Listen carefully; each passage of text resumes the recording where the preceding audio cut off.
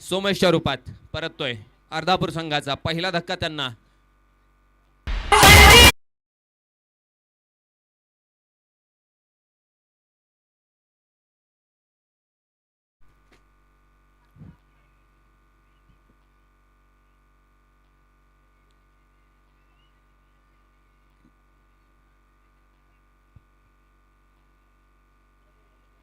Batsman please exchange yourself fastly, क्योंकि light appeal का यहाँ पे मौका नहीं है. अगर आप लाइट अपील करेंगे दोनों संघ में से कोई भी, तो उस चीज की अनुमति यहाँ पर नहीं है.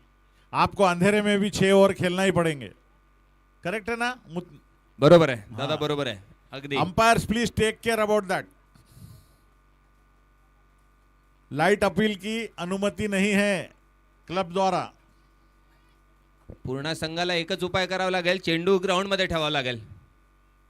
इस बीच अगली गेंद शॉर्ट पिच, अच्छी गेंद थी, कमर से टकराई और वापस गेंदबाज के पास. ये पहली डॉट बॉल देखने में आई. दादा या क्षणी चेंडू मैदानामध्ये राहिला तोही चांगला चेंडू म्हणावा लागेल. अच्छी गेंद थी,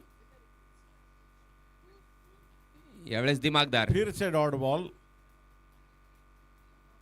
यावेळेस गती परिवर्तन बघितले आपण इमरोज कडून. दबावाच्या क्षणी चांगली गोलंदाजी करतोय इमरोज.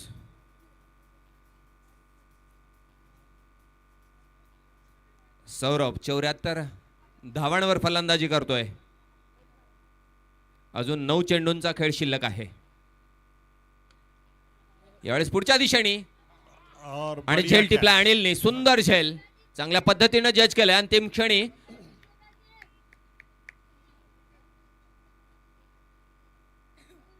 आणि सौरभला परतावं लागतंय.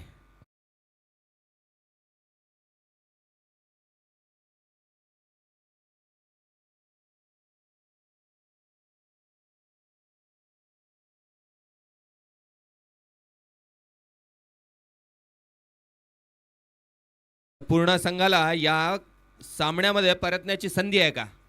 कारण धावसंख्या आतापर्यंत झाली आहे 94 धावा. सुमारे 20च्या धावगतीने इथं फलंदाजी होती आहे. लगता तो है, लेकिन क्या होगा अब ये तो समय ही बतलाएगा. सुंदर आकर्षक इमरोज.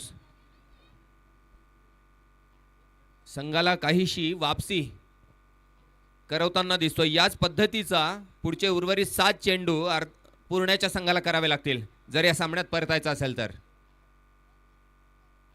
उनके पास भी अच्छे खिलाड़ी